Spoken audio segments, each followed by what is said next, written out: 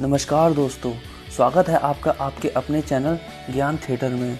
दोस्तों, समुंदर देखने में तो बहुत ही खूबसूरत और शांत दिखते हैं, मगर इनका एक और रूप भी है जो काफ़ी भयानक है। जी हाँ दोस्तों, आप सही समझे। हम बात कर रहे हैं जब इन समुंदरों की लहरें सुनामी का रूप ले लेती हैं, तब ना जाने कितने ही लोगों की जान और माल का नुकसान होता है। दोस्तों, आज हम बात करेंगे दुनिया में आई पिछली कुछ सदियों में सबसे भयानक सुनामियों के बारे में, जिन्होंने पूरे के पूरे देश तक हिलाकर रख दिए। मगर आगे बढ़ने से पहले दोस्तों, अगर आपने चैनल अभी तक सब्सक्राइब नहीं किया है तो प्लीज़ सब्सक्राइब कीजिए और ऐसी जानकारी घर बैठे बैठे पाइए।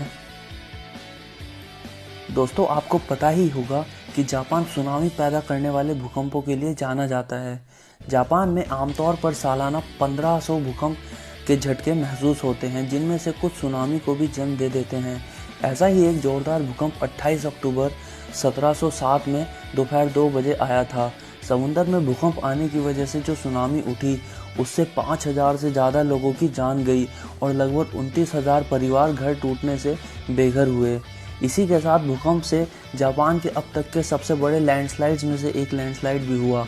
कुछ जगह तो ऐसी भी थी जहां ज़मीन पानी की तरह हो चुकी थी, कहीं भी पैर रखो तो ज़मीन अंदर घुस जा रही थी। सुनामी की बात करें तो लहरें कम से कम भी 10 मीटर तक ऊंची थी। ऊंचाई जानकर दोस्तों आप समझ ही सकते हैं कि क्या खौफनाक मंजर रहा होगा। पैसिफिक ओशियन में टेक्टोनिक प्लेट्स के मूवमेंट के कारण आए इस भूकंप की तीव्रता 8.6 मापी गई थी। इससे सुनामी की जो लहरें पैदा हुई, उनकी ऊंचाई लगभग 17 मीटर या अगर फीट में बात करें तो कम से कम 56 फीट तक थी। लहरों की ऊंचाई से अनुमान लगाया जा सकता है कि कितनी विनाशकारी सुनामी लोगों को झेलनी पड़ी होगी। इस सुनामी में दोस्तों लगभग 40,000 लोगों की जान गई थी। रास्ते में आने वाली सारी इमारतें तहस नहस हो गई थी और शहर दूर दूर तक सपाट हो गए थे। मगर दोस्तों, आश्चर्य की बात तो ये है कि द ग्रेट बुद्धा नाम के फेमस स्टैचू को ये सुनामी रत्ती भर भी नहीं हिला पाई थी।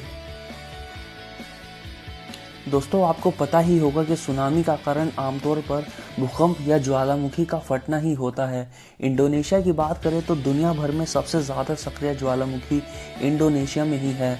अगस्त 1883 में इंडोनेशिया में आई इस घातक सुनामी का कारण भी था अब तक का सबसे विनाशकारी ज्वालामुखियों में से एक ज्वालामुखी।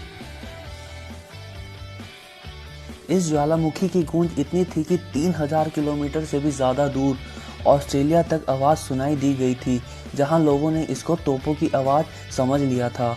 ज्वालामुखी की आवाज़ इतनी थी कि आसपास के कई लोगों के तो कान के पर्दे तक फट गए थे और इससे जो सुनामी पैदा हुई उसकी हाइट कम से कम भी 30 मीटर तक थी। ये ज्वालामुखी और इसकी वजह से आई सुनामी 36,000 से ज़्यादा लोगों की मौत का जिम्मेदार बनी। इंडोनेशिया के कई तो टापू ऐसे भी थे जहां एक भी इंसान जिंदा नहीं बच पाया। ना जाने कितने ही लोगों के कंकाल तो इंडियन ओशियन में ज्वालामुखी से निकले पत्थरों पर तैरते हुए मिले। सिर्फ इतना ही नहीं दोस्तों, इस घटना का असर आने वाले सालों तक दिखता रहा। वातावरण में इतनी गैसेस मिल गई थी कि सूरज शाम को और भी गहरा लाल होने लगा था। चांद भी कई सालों तक कभी नीला तो कभी हरा दिखाई देता था। पोर्टुगल को आज एक विकसित जगहों में गिना जाता है, पर वो कहते हैं ना दोस्तों कि कुदरत किसी को नहीं छोड़ती। 1 नवंबर 1755 को अटलांटिक ओशियन में इतना जोरदार भूकंप दुनिया ने देखा, जो पोर्तुगल के इतिहास में सबसे विनाशकारी साबित हुआ।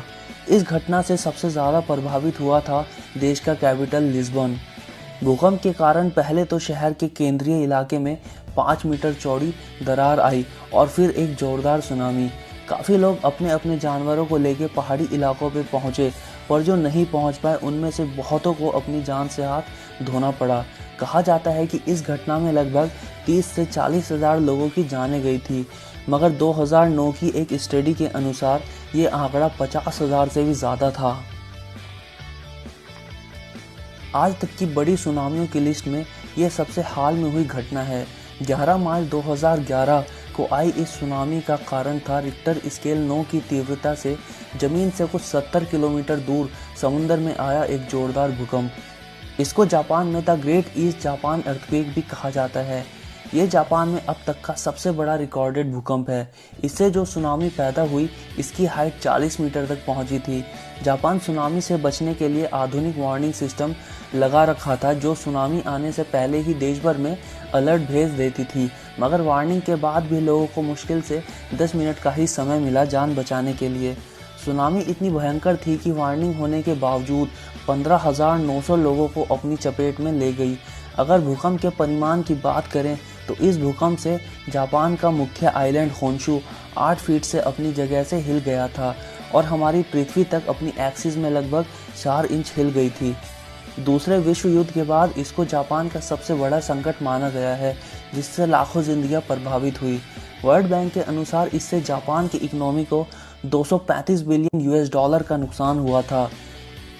इसीलिए इस घटना को दुनिया का सबसे महंगा प्राकृतिक आपदा भी माना गया है। दोस्तों, 26 दिसंबर 2004 को आई इस सुनामी को अब तक का सबसे विनाशकारी सुनामी माना गया है। इंडोनेशिया के प्रसिद्ध आइलैंड सुमात्रा के पास हिंद महासागर में आए इस जोरदार भूकंप को रिक्टर स्केल पर 9.3 मापा गया था।